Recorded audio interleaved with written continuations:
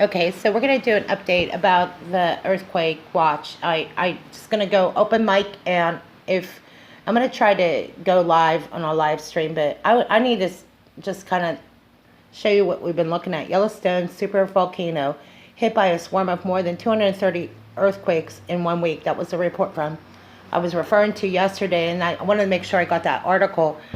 And I hear a couple different people talk. I can't respond to anything. I just got to respond to the reports I've got. Okay.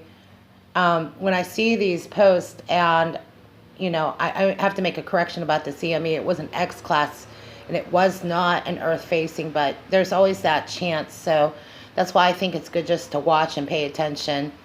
But I had to make that correction. But when it comes to this Yellowstone supervolcano, and they consider it to be a Cat 7, meaning a Category 7 supervolcano is a worldwide event. There's a couple good indicators that as long as these small earthquakes continue, and with the condition, when they always refer to the climate of the people, looking at the instability of these protests, I think, you can make an assumption that what makes this all really harder to report is that there are a lot of naysayers. There's a lot of people that won't do any homework. They're busy doing things. And this is the kind of stuff that we run into. And then you see these reports where there's 8,000 evacuated from Santa Barbara, California. And then in Truckee, California, which is up near Lake Tahoe, 28 earthquakes are registered in Sierra. Okay, so you got 28 earthquakes in that region of California. You got a swarm. You're looking at Montana. You're looking on down over to Idaho. There's the caldera.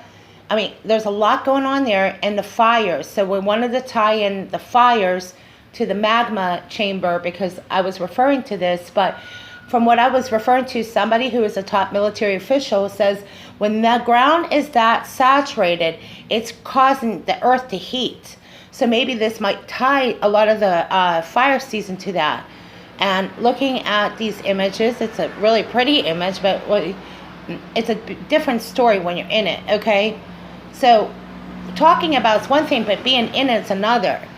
And I would say that anyone up there, they know that Old Faithful has been blown for a while, and they've gotten kind of used to that. The problem I have with this, okay? When I get that sense of urgency, I don't just do these reports. This happened to me the day before the Joplin tornado. I was talking to the residents in the Joplin tornado regarding, there was a watch at the time. Now, the residents there, because I'm not from the Midwest, but the residents were just casual about it. They're like, oh yeah, we've had tornadoes before, but that day was different. For some reason or other, I went over, and I had lived in Branson, Missouri at the time, and we were on the back end of the Joplin tornado. That's why I'm going to do this report. Because I'm getting that sixth sense. I know a lot of you are getting that sixth sense, okay? I had the same sixth sense, and no one could have predicted in that area that there would have been an EF5 tornado that killed 162 people, okay? When you get that sick feeling in your stomach, you're supposed to listen to it, and that's what I'm going to do. That's why I'm going open mic from here. Because at any point I could get online, and I want to be able to post it. There's going to come a time, if you see some of these reports with space weather, where we heard in the past when it knocks out the radio waves, how are you going to get communication? I'd say and this is where we all make the mistake. We're sitting here busy following this, but right now I need to get it two-way. I need to spend some time, getting equipped and getting my equipment together today. Okay, I wasn't paying attention to all that. I'm sitting here watching these weather events. It goes to say that this is the point I'm trying to make. Usually when you get that sixth sense, I don't like to report anything. I've always been very careful about how we go about reporting things.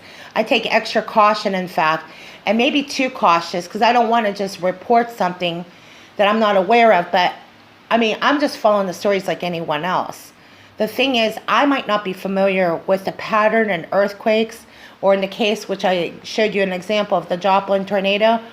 But this is an example of how people have gotten conditioned with the earthquakes. You know that a lot of people in that region, Um, it's a different story when something does go bad, okay? And that has been my experience, okay? So for anyone that wants to do this, that's fine. I'm not looking to lay claim that this is an absolute. I'm just saying, when you start to see indicators, and I got a top military official, you can't get any higher than this guy, telling me that they look at the satellite images and they're concerned that people are not prepared for it, whether you're on the East Coast or the West Coast. These are a couple things I need to consider when I do these reports.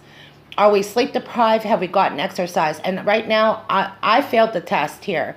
I've been up over 48 hours following a lot of news stories, and I didn't want to do that. So for some of us, we got to be on a rotation, and I'm going to sign off after this because we got to get some rest. Because if an event like this, you know who the first people are going to be there to be looking out and finding out the updates. It'll be us, at least on the YouTube channel. So my concern is be ready, get your rest. It's typically because of the way we react. And if we're not rested and we're not eating right and we're not on a good schedule, we won't react properly. So just watching these reports, I think the best thing I could recommend for anybody is just get the proper rest and make sure you got, your vitamins and you're getting keeping yourself prepared, because one of the worst things to be is in the middle of a weather event and be sleep deprived. I just learned this the hard way. So I'm going to keep following these reports, and I just want to keep the mic open.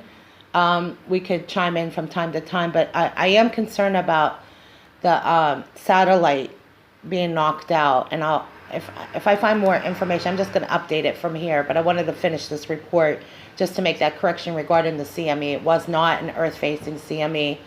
It was an X class, which I think is definitely different. But we'll watch it. I do know that is predicted that there is an earthquake watch right now. So we'll follow up on space weather once we get more updates. And if you have any feedback or you'd like to offer some, other links or maybe update anything for me and help me out, I really appreciate it.